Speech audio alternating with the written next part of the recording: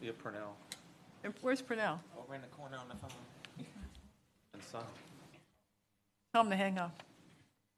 No, they both over there. Where's Sonny? No, they're not in the conference room. We just left there.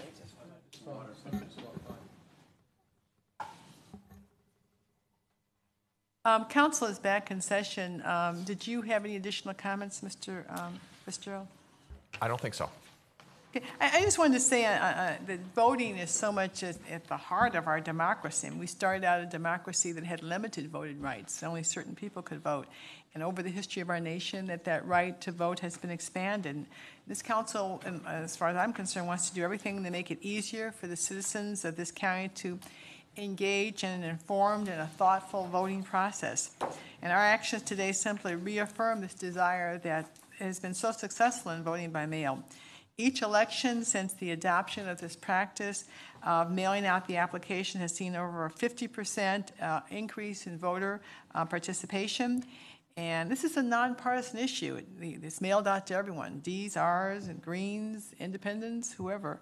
So this primary process since 2010, almost 70% of each of the major parties have voted by mail. Cuyahoga counties voters have become accustomed to this process, this service, when the applications are mailed out to them. And certainly to change this now would be confusing and possibly disenfranchised to the elderly and to the disabled who really rely on this practice. And we want an informed electorate. And I think one of the important things about the voting by mail is that you see when people vote by mail that they vote the entire ballot. And as a judge who ran for re-election, there's this tremendous drop-off that people don't vote for the judges.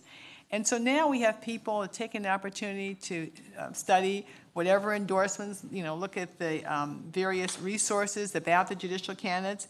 And particularly when you're reading those constitutional amendments, those are very, very difficult. I'm a lawyer and trained this kind of stuff, but if you just look at those cold, they are very difficult. And so people have an opportunity to call a friend, read over, check the internet in order to vote on those options. So I think this is a very, very positive step for this county. And through this legislation, Cuyahoga County intends to make voting accessible to all the citizens of this community. And Ms. Simon? Thank you, Madam President. I would like to make a comment as well. House Bill 194 and its implementation by Ohio Secretary of State Husted is taking us back decades to a time when hurdles were put in place to impede citizens' fundamental right to vote. Since the Voting Rights Act was passed in 1964, the movement throughout this country was to make voting more accessible and easier for the citizens. The Secretary of State's attempt to prohibit the mail of mail ballots disproportionately disadvantages our senior citizens and those who cannot make it to the polls. It creates confusion for all the voters as well. This act is outrageous, and we should be outraged. I urge all my fellow council people to stand up for the residents of Cuyahoga County to enable them to continue to vote in the manner in which they've become accustomed, the manner in which they've demanded, and the manner in which all of our citizens throughout this country should have to make voting easier, more accessible, and to continue on to enfranchise as many of our citizens as possible. Any further discussion? Mr. Greenspan? Yeah, thank you, Madam President. County Executive Fitzgerald was very eloquent in saying earlier that, and so it's been expressed by my colleagues, that this is a nonpartisan issue, but there's one point that's really been missing here. Nobody is taking anyone's right away to vote. Nobody is taking anyone's right away to vote by mail. Whether this goes through or not, residents of this county, residents of this state, can still request an absentee ballot by going to a library, making a phone call, or writing a letter and asking for a ballot. So the statements that we are disenfranchising people because they will never have the ability to vote in an election if they can't make it to the poll is not a factual statement. With that said, and understanding the composition, the vote total of this council, I have a number of amendments that I would like to propose at the appropriate time, which I believe would further define and provide this council with some amendments that would provide responsible legislation. and at the appropriate time, you each have a copy of the amendments, and I'd like to propose them. Of course, we need a motion and a second to continue the discussion. And then you can go ahead and make your motion for the amendments. Unless there's any other discussion, go ahead, you may proceed. Madam President, each of you received via email this morning, and then later on this afternoon, a second page with an amendment titled Amendment 7. My proposal is, on the amendments, that, and you have the initial document summary of proposed amendments. Amendment 1 fundamentally modifies the current resolution to not limit this resolution to the November 8th election, but to include all elections to which the County Board of Elections would submit this information. So we're not restricting it to just this election. I don't know why it was created for just this election. If this is truly a nonpartisan initiative to continue this service to the residents, then I would envision that the expectation would be this would carry on beyond this election cycle. So this first amendment, I'm not going to read it in detail, you have it in front of you, but the purpose is to include every election from this point forward. The second amendment. Do you want to take them individually? Yeah, take them individually. That would be up to the chair. All right, let's take them individually. It's been moved by Mr. Greenspan. Is there a second? All right, the amendment fails for want of a second. Mr. Greenspan? Thank you, Madam President. My second amendment, in theory, would provide that the county print and mail out the request for absentee ballot, but would not pay for the return postage, and that the savings that the county would realize as a result of the postage not being applied to the return mail would go towards the county-funded scholarship program, which is mandated by charter. I believe that if the county is going to expend the necessary resources to mail out the ballot, it would be the voter's responsibility to put a 44-cent stamp for the ballot to be returned. For the request for the ballot to be returned. Been moved by Mr. Greenspan. Is there a second? Question to Mr. Greenspan. Would you be willing to remove the language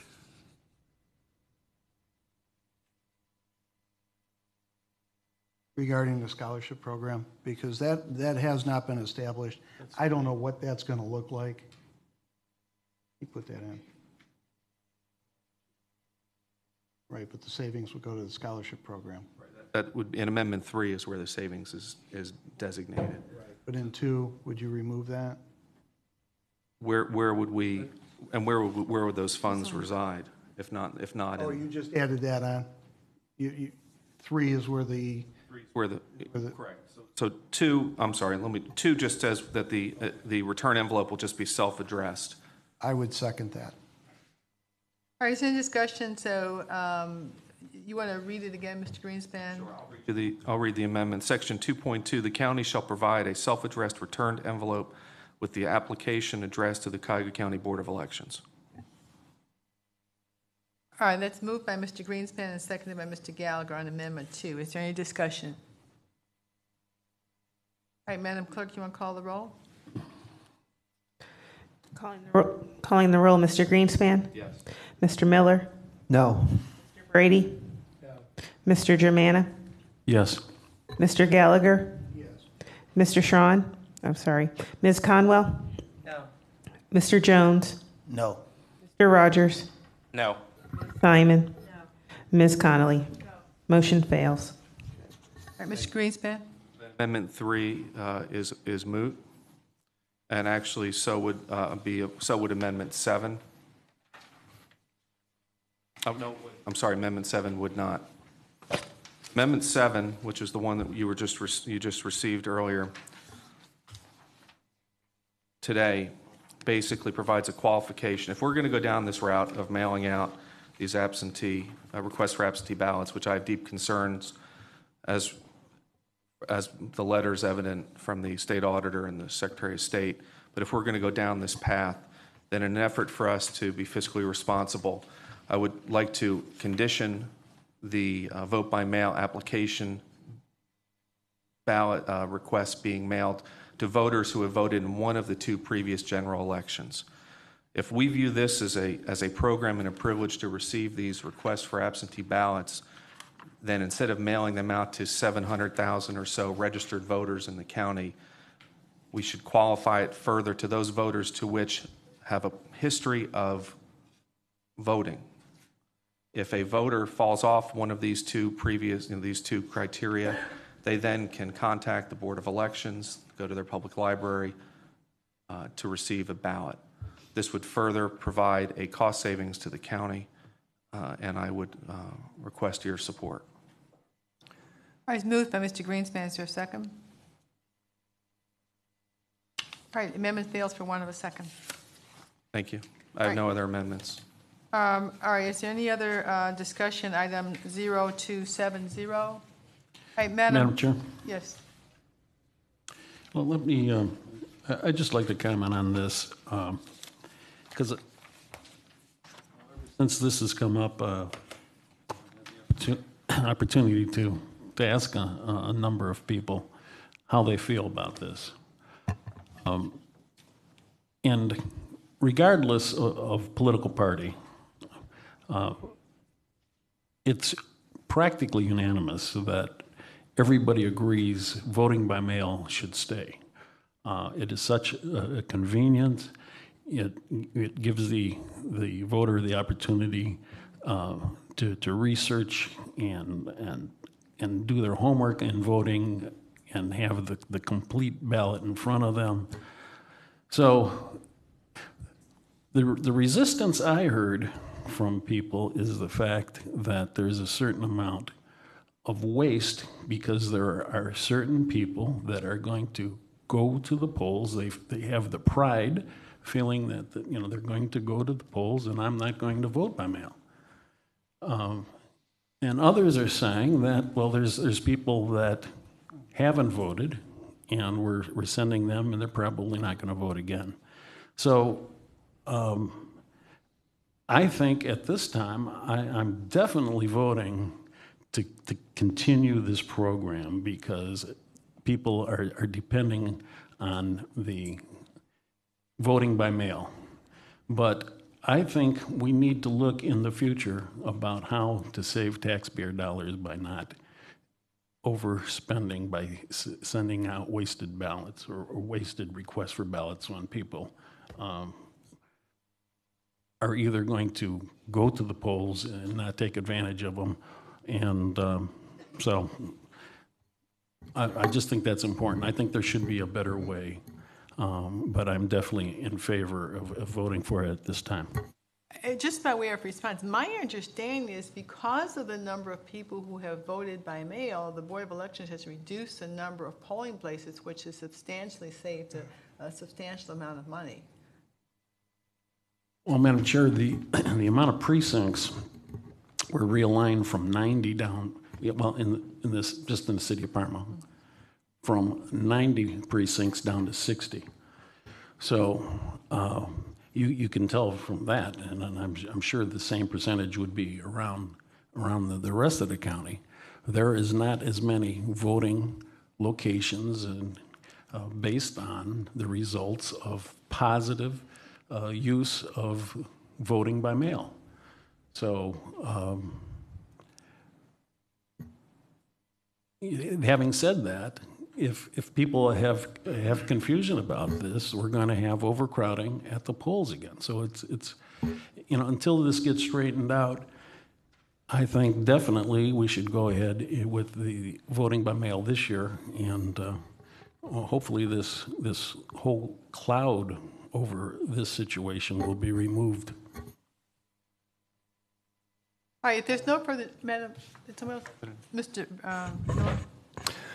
Madam President, I strongly support encouraging voting by mail for the reasons that others have eloquently stated, and I'd like to ask that my name be added to the legislation. Thank you. All right, thank you, Mr. Miller.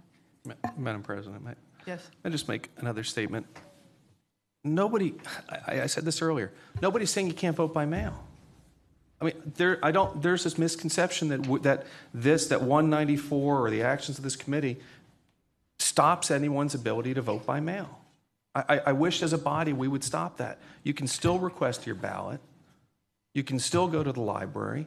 So I really think we may be perpetuating part of an issue that doesn't exist. Nobody's vote is being infringed.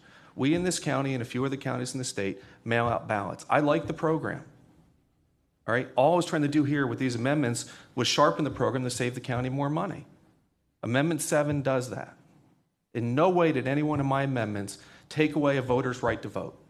It merely said that if the state auditor and the Secretary of State are in compliance with what we're doing, this sharpens the program. That's it. That's all I was trying to do. But please don't keep saying that we're infringing upon someone's right to vote, because we are not. Madam Chairman, we're infringing on people's rights to vote because we're not. Mr. Gallagher, do you want to? Madam Chair, what we're doing, what changed is the process. Your right to vote has not changed as far as through the mail.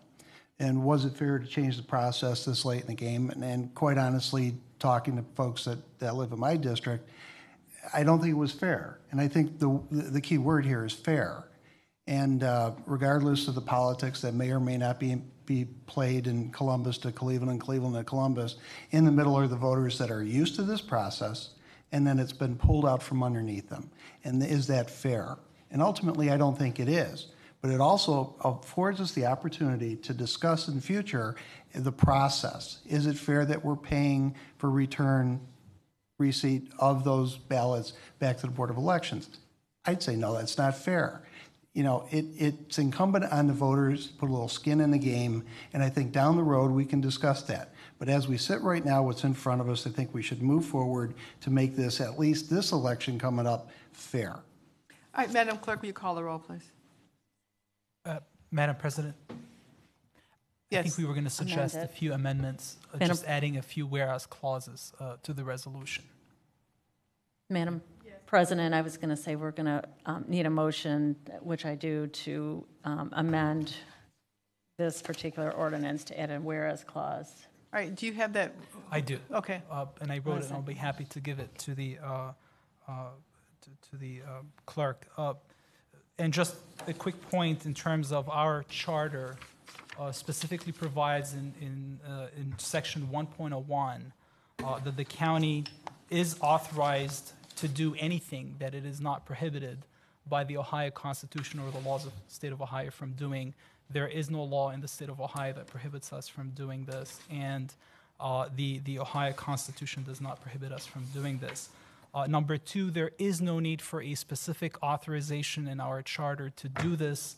Our charter, specifically in section 1.03, provides that the powers of the county under this charter shall be construed liberally in favor of the county, and the specific mention of particular powers in the charter shall not be construed as limiting in any way the general powers granted under this charter. So that argument that there has to be a specific enabling provision in our charter is rebutted by the express language of our charter. The proposed amendment would be in the whereas clauses, and it's immediately after the whereas clause ending on page 2 and before the whereas clause on page 3. And basically what we propose to do is add a couple of whereas clauses about the litigation that happened in 2010 in the Van Zandt against Bruner case in the U.S. District Court for the Southern District of Ohio. Basically what happened in 2010 is that exact same argument was brought by a taxpayer against the Ohio Secretary of State, arguing that it was a violation of equal protection and due process for different counties to do it differently.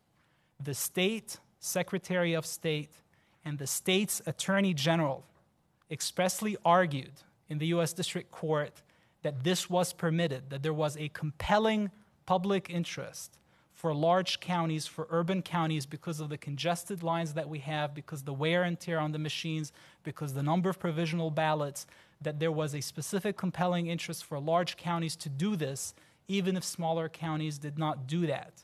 The Chief Judge of the U.S. District Court for the Southern District of Ohio, Judge Suzanne Delott, agreed with the state and denied entry of a temporary restraining order specifically based on the state's argument. Therefore, we wanted to add a couple whereas clauses about that case and the council's reliance on that case. And the whereas clauses would be as follows. Whereas the Ohio Secretary of State and the Ohio Attorney General argued in the Vincent against Bruner case that urban counties have a compelling public interest to mail applications for voting by mail to their citizens with postage prepaid return envelopes. And whereas the Ohio Secretary of State and the Ohio Attorney General argued in the Vincent against Bruner case that such practice was constitutional and did not violate equal protection or due process. And whereas U.S. District Court Chief Judge Susan DeLotte of the U.S. District Court for the Southern District of Ohio agreed with the state and denied entry of a temporary restraining order in the Vincent case based on equal protection and due process claims. And whereas this council relies on the state's argument and the U.S. District Court's judge and the U.S. District Court Judge DeLotte's opinion in the Vincent case in taking this action today and adopting this resolution. So we propose adding these whereas clauses, and I'll hand them to the clerk. Madam President, I so move that those whereas clauses be included in our ordinance. Moved by Ms. Simon and seconded by Ms. Conwell. Is there any discussion? All right, is there any further discussion? Are we ready to call the roll? All right, Madam Clerk, will you call the roll? We have to vote on the Sorry, amendment. go on the amendment, sorry. All right. Are there any discussion on the amendments? All right, all those in favor of the amendments indicate by saying aye. Aye. Opposed? All right, the ayes have it. The amendments are adopted. Okay, now we can call the roll on the vote. Calling the roll, Mr. Greenspan? Yes. Mr. Miller? Yes. Mr. Brady? Yes. Mr. Germana? Yes. Mr. Gallagher? Yes. Ms. Conwell? Yes. Mr. Jones? Yes. Mr. Rogers? Yes. Ms. Simon? Yes. Ms. Connolly? Yes. Motion carries. Okay, thank you. Item 0271. Resolution number 2011-0271, a resolution amending the 2011 annual appropriation measure by providing for additional fiscal appropriations from the general fund and other funding sources for appropriation transfers between budget accounts and for cash transfers between budgetary funds in order to meet the budgetary needs of various county departments, offices, and agencies, and declaring the necessity that this resolution become immediately effective. I just want to make a note that this is not on the printed agenda because this item came in late on Friday after the agenda had been printed. However, a copy of the legislation is in front of all council members. Is there a motion to adopt? Madam Chair. Moved by Ms. Conwell. Is there a second? Is there a second? Second by Mr. Brady. Did you have a comment, Mr. Miller? Or you were moving? Madam Chair, I was not aware of this resolution. Okay.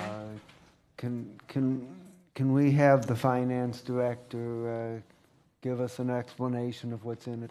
Yes. Mr. Rubino.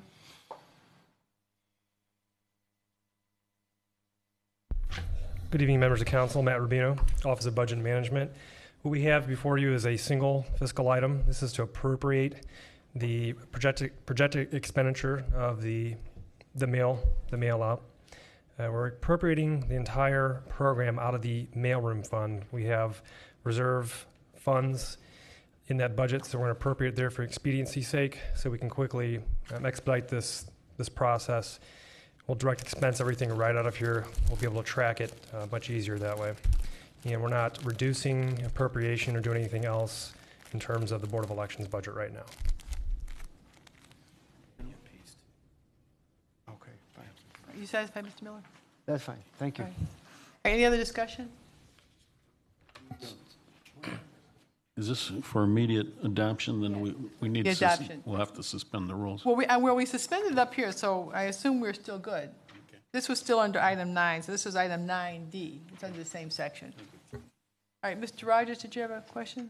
I'm just wondering, will we have a resolution at some point reimbursing the county with Board of Elections funds?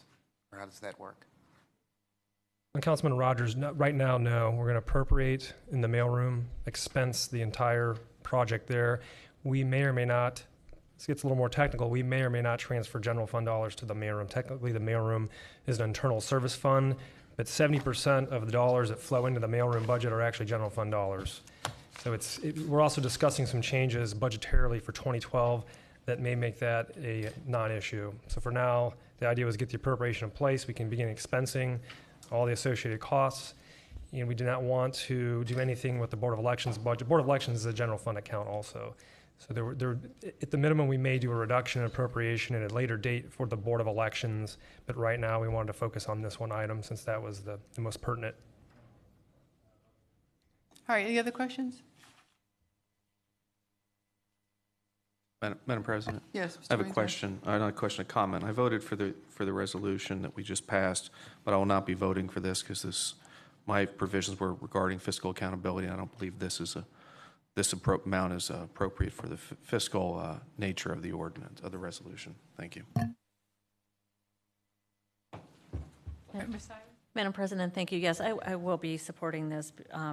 Obviously, this money's already been allocated, and if I'm going to vote for an allocation, it's going to err on the side of inclusiveness, not exclusiveness.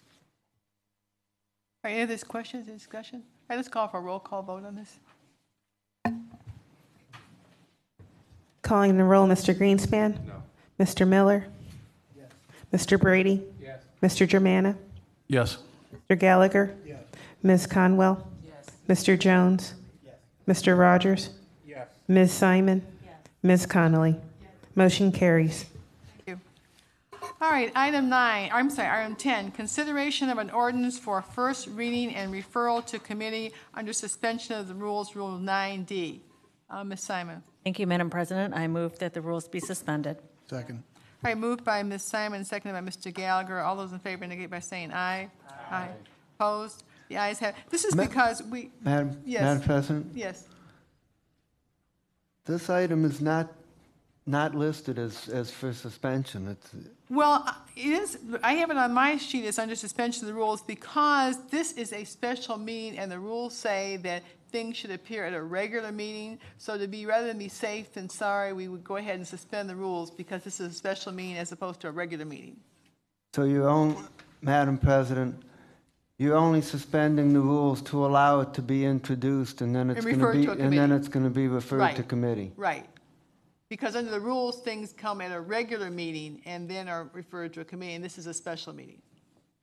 It never hurts to err on the side of safety. Okay. You know, I do think that legislation can be introduced at any council meeting, but it doesn't hurt. Yeah, Ms. Schmatzer did some extensive research on this, and she came up with it. And did you want to comment on Ms. Barno? Yes, it does state in Rule 9D, the rules of council, that all legislation should be read on 3 separate days at regular council meetings. And since this is not a regular council meeting, that's why we chose to suspend the rules.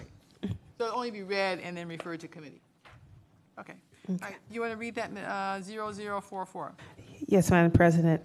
Ordinance number 2011-0044, an ordinance amending ordinance number 2011-0014 as amended in ordinance numbers 2011-0030 and ordinance number 2011-0033, which enacted a Cuyahoga County Board of Control contracting and purchasing ordinance and declaring the necessity that this ordinance become immediately effective. And this may be referred to the Public Works Committee.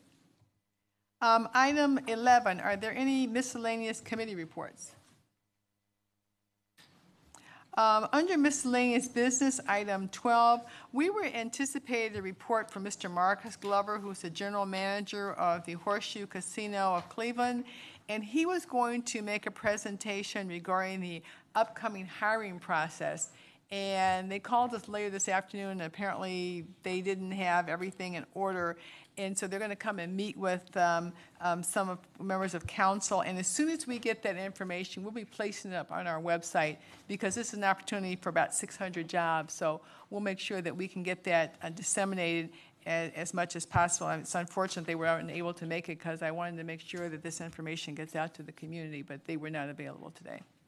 All right, is there any other public comment unrelated to the agenda? Anyone sign up for public comment? Our next regular meeting will be on September the 13th at a work session at 4 o'clock, which will be dealing with educational issues. We have a number of people lined up to discuss possible educational information in anticipation of our scholarship. Then we have our regular meeting on September the 13th at 6 o'clock.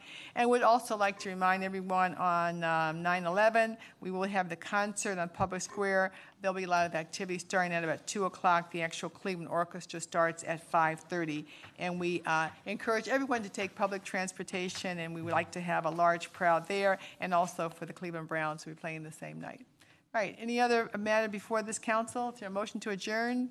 So moved. Second? All in favor indicate by saying aye. Aye. All right, stand adjourned. Nikki?